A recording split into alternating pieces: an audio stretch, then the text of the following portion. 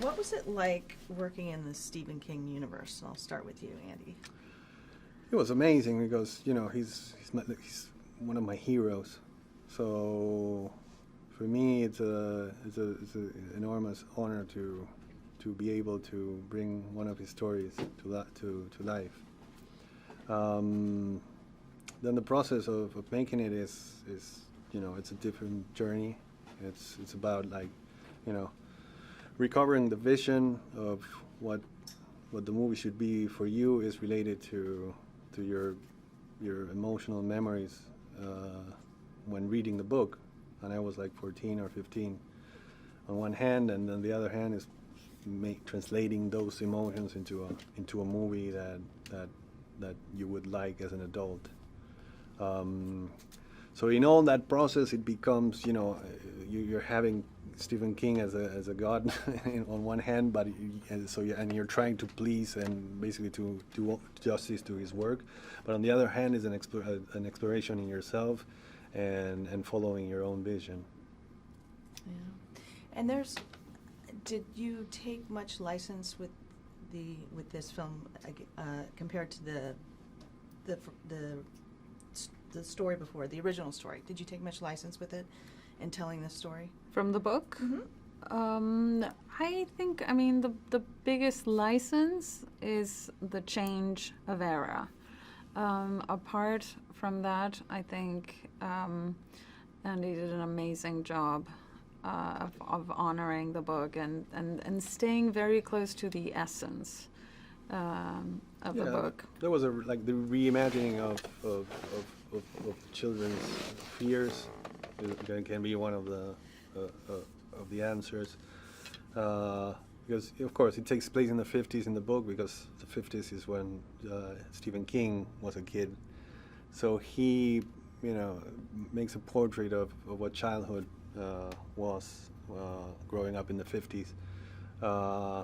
When you translate the movie to the 80s, it's different, because that's when you try to collect your personal memories and your personal emotional experience, and new things come up. It's not the Wolfman, or I was a teenage werewolf, or Frankenstein, Dracula, the piranhas anymore. It's for me, it was about layering and reaching deeper into more unique scares and more unique fears. Some of them are like trauma and things that you can relate more to. Oh, yeah. they were bad. Talk about the casting in this is great. The chemistry on the screen of all these young actors too is fantastic. So and then there's Pennywise, which was phenomenal too. How did you approach the casting of this film? Well, can I start? With patience and time, and you can start. So for me, it was very important to find actors that shared the nature of the characters in a way. So I was looking for the DNA of the characters in each of the actors. Apart from a visual consistency, where that's obviously Richie and that's obviously Bill. I want them to create a character from the inside out, and by the end of the process, which was very long, I was able to find kids who shared the personality and the genetic traits of their character, so it would be like real for them and for the audiences when they're performing, and and it was a process of individual selection at the beginning, but it didn't come to life until that there was a chemistry reading, and that's when the whole losers come to life, and that's when you realize these are the kids. Mm-hmm. Ta-da! No. What about Pennywise? Pennywise. So I'll start with Pennywise and then you go on. Is that okay? So also we had the opportunity, because it is such an amazing, challenging role, to see a lot of great talent. And there were many approaches. There were approaches that were closer to the fantastic work of Tim Curry. There were others that were on the other side of the spectrum. Bill, I think, took a very young, a very courageous journey on this, and he nailed it from the first, from the first audition. And boy, we put him through the ringer. I think he had to do, I don't know, 7, 8 reads. Yeah. reads. Yeah. But he got better and better, and more made up each time. And he was just an amazing exploration. When he auditioned and when he did the movie, he was 25, and the insight he had on this character he created was insane. It's an insight, obviously, that's a complete fabrication, because it's a...